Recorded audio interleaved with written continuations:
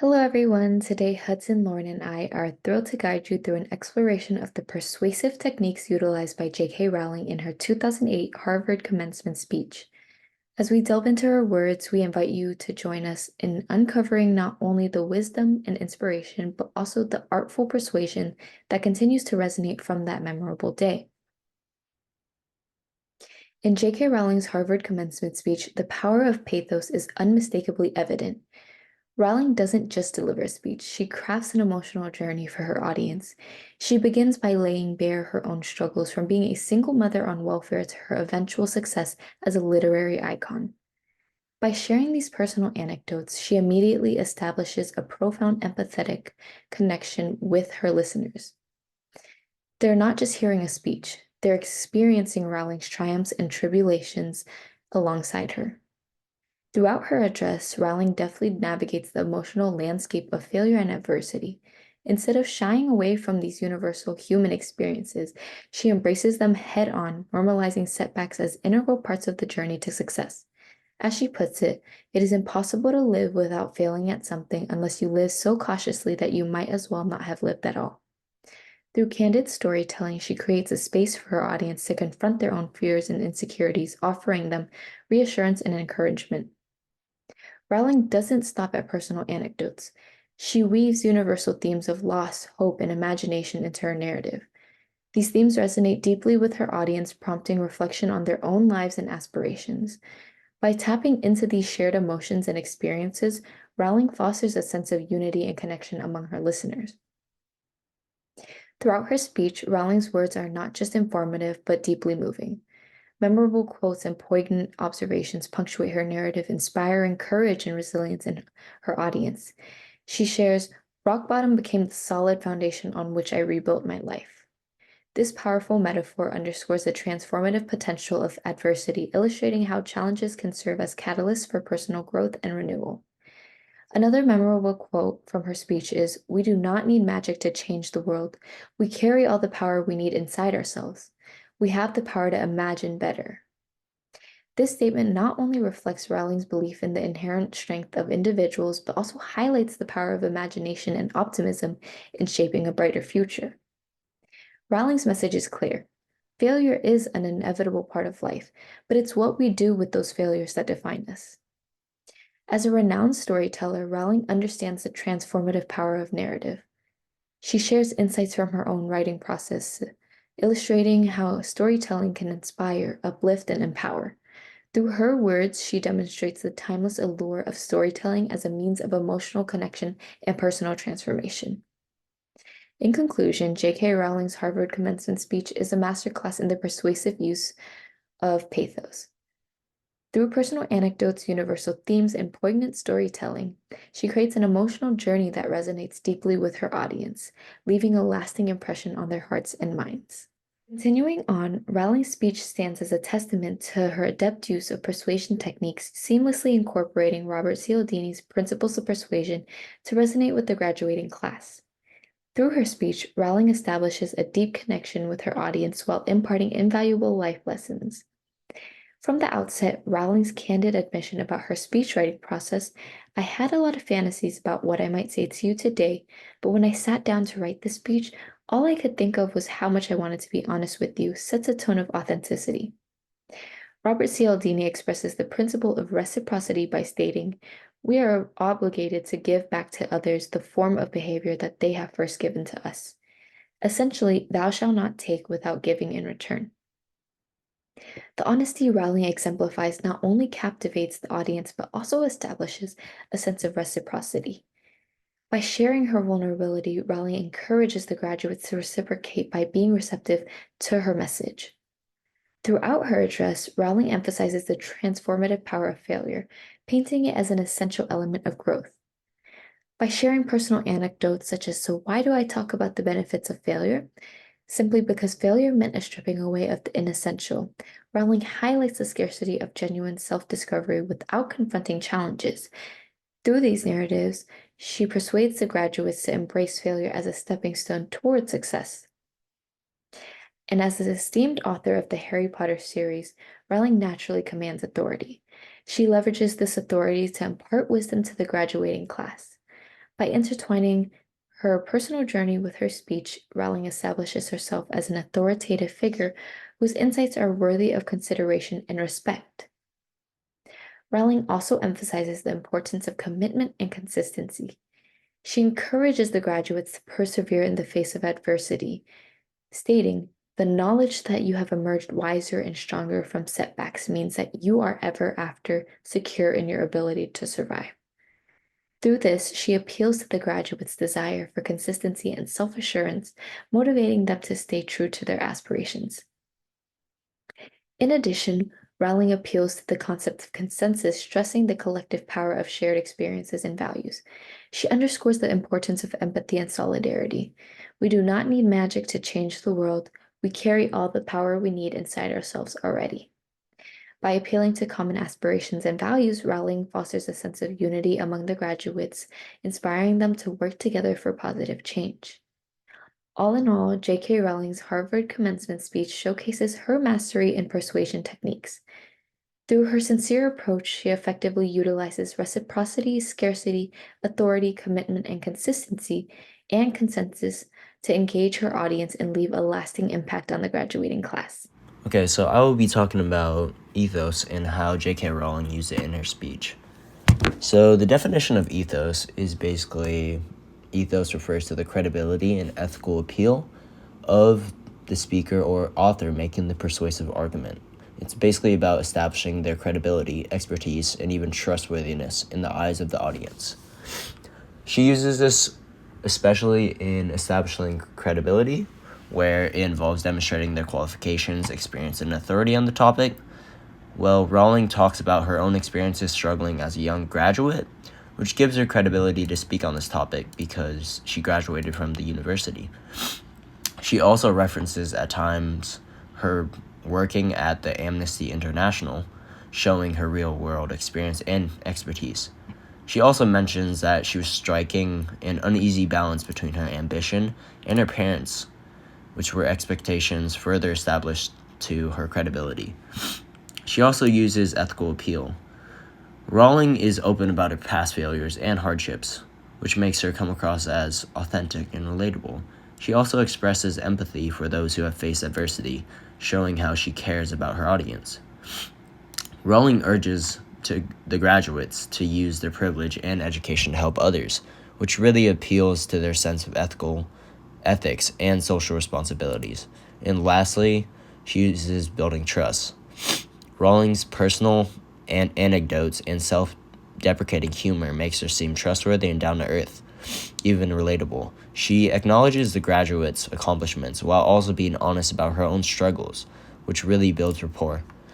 Referencing also shared experiences like graduation day helps the audience connect her on a very personal level. So now on advertising the 15 basic appeals.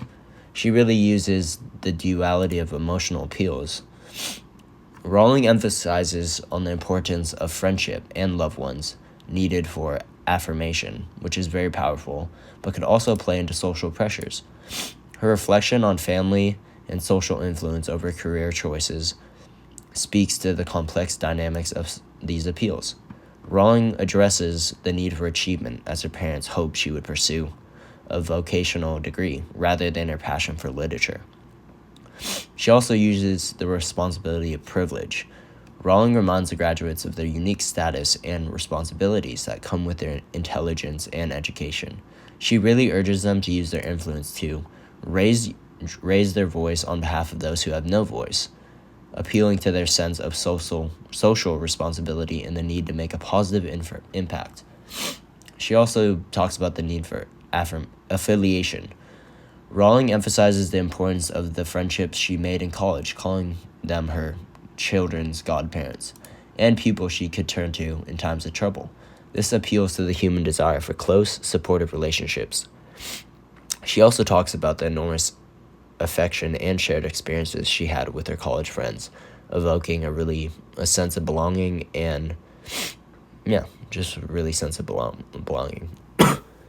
So she also talks about the need for guidance. Rowling really reflects on how her parents wanted her to pursue a more practical degree rather than her passion for literature. This speaks to the need for many people having the direction and approval from authority figures. However, Rowling also notes that she had to take her own responsibility for her choice, rather than blaming her parents indefinitely. This suggests a more nuanced view of guidance and parental influence. She also talks about the need to escape. When discussing her dark times of failure and poverty, Rowling really describes it as a tunnel that she had to get through. This imagery taps into the human desire to escape from difficult circumstances.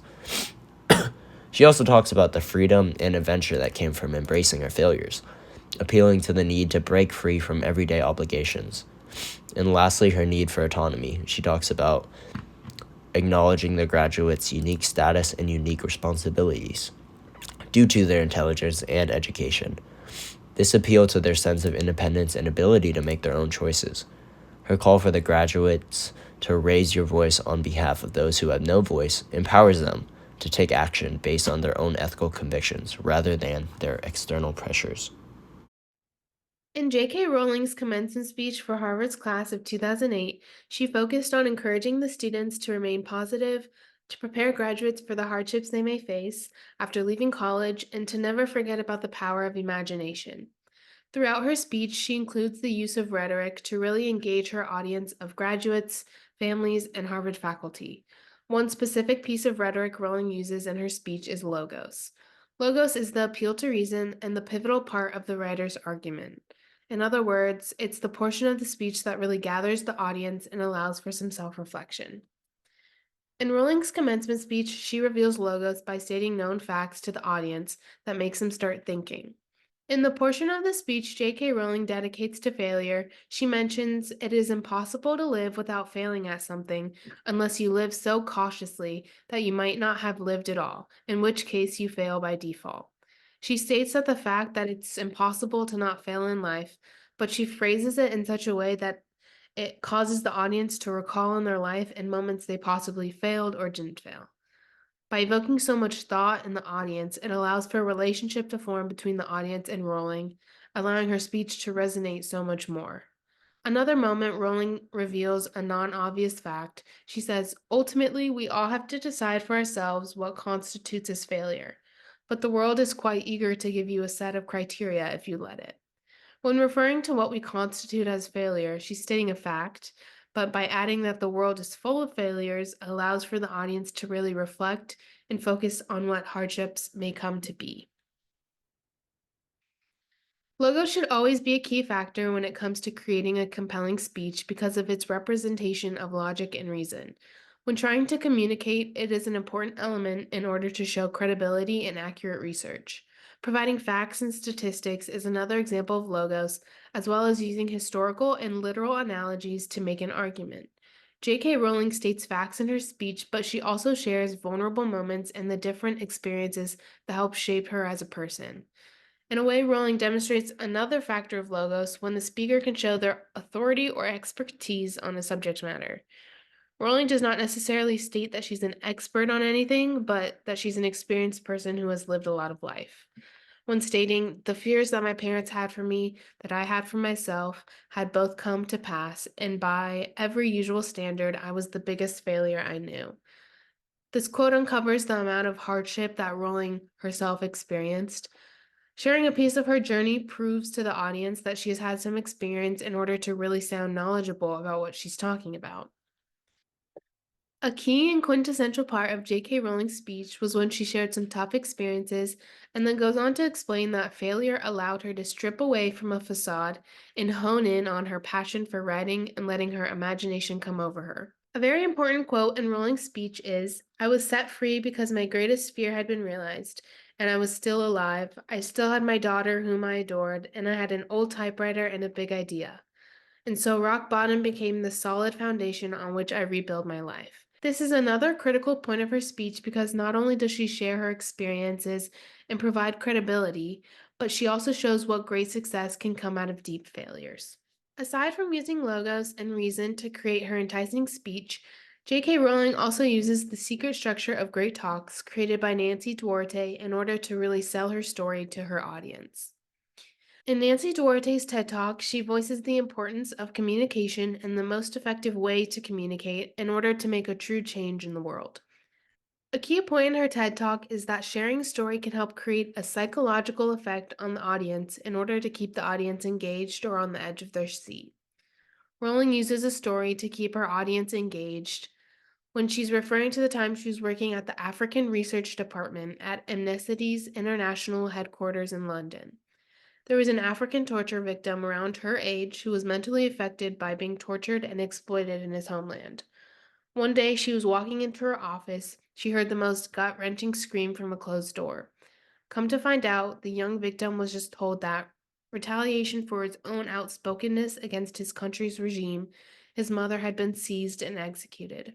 This story is filled with horrible and very, very sad aspects, but the vulnerability and reality check it creates is what makes the speech so riveting.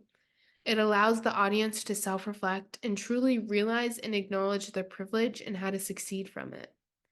In Nancy Duarte's talk, she encourages her secret structure should be used for motivational or inspirational talks. It's the perfect key ingredient when trying to encourage the audience to take action and adopt the speaker's idea. It is also important to know what the audience cares about, and it's crucial to meet them at that point. J.K. Rowling is very aware of her audience, so she is able to cater to them and talk about what most graduates are afraid of, the future. Talking about failures and how to use those failures in order to grow and truly gain success is what the audience wants to hear. When J.K. Rowling says, the knowledge that you have emerged wiser and stronger from setbacks means that you are ever secure in your ability to survive. Such knowledge is a true gift. For all that is painfully won, it has been worth more than any qualification I have ever earned. When saying these inspiring and encouraging things, it helps rejuvenate the audience and really get them excited for future post grad.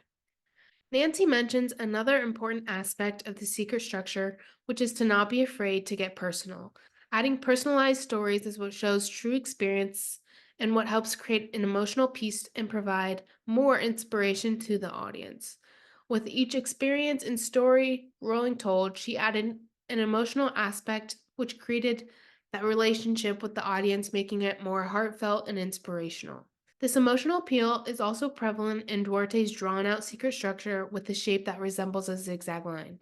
When the structure is used in a speech, the speaker reveals the status quo or the what could be throughout the speech and compares it to the opposite idea, in this case, failure.